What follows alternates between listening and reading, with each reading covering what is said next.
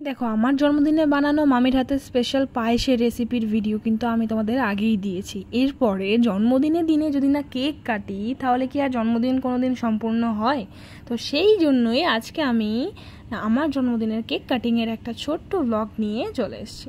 তো দেখো কিছুই না, এখানে আমি একটা 1 পাউন্ডের কেক নিয়েছি মিয়ামোরের, যেটার দাম নিয়ে নিয়েছিল 770 টাকা। একটা চকলেট মুজ টাইপের নাম, আর এটা আমি লার্জ নিয়েছিলাম। আর সমস্যা তো হবেই, সমস্যা ছাড়া কি আর আমার জন্মদিন কমপ্লিট হতে পারে? তো যাই হোক, এখানে যে ক্যান্ডেলটা আমি এনেছিলাম, মানে যে স্পার্কেলটা, সেটা কোনো কারণে জ্বলেনি।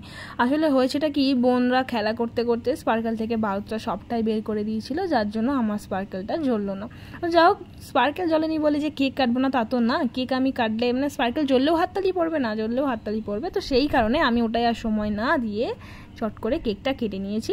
আর তারপরে একে একে বোন, মামি, ভাই, আর তারপরে আসে এই মানুষটা, যে মানুষটা কোনোদিন তো ডাইরেক্ট কেক খাওয়া পছন্দ করে না, এইভাবে হাত থেকে ছোটো ছোটো করে কেক ছিঁড়ে নিয়ে খেতে পছন্দ করে। তো যাই হোক, তারপরে খাইয়ে দিলাম মাসিকে, আর তারপরে চলে এলো আমার সেই পছন্দের মানুষটা, সম্পর্কে আমার বাবা হন।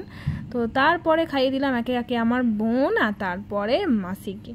তো যাই হোক, ওদের সবাইকে কেক খাওয়ানোর পর কেক তো আর বেঁচে ছিল না। তো তারপরে আমি আমার এই যে ফেভারিট একটা দাদাকে কেক খাইয়ে দিলাম আর একটা কেক নিয়ে। তো এই আমাকে অনেক হেল্প করে, মানে আজকে ভিডিওটা ওই পুরোটা আর কি করে দিয়েছে। তো তারপরে আমি আর কি আঙুল চেটেই সন্তুষ্ট।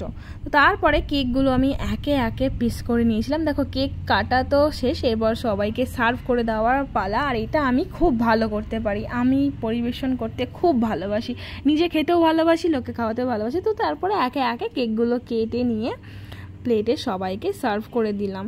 তো দেখো, সেইভাবে প্ল্যান করে আজকে ভিডিওটা কিছুই করা হয়নি, খুব তাড়াহুড়োর মধ্যে করেছি, অনেক জায়গায় যাওয়ার ছিল। তো আজকের ভিডিও এই পর্যন্তই, দেখা হবে নতুন একটা ভিডিওর সাথে। টাটা সবাইকে।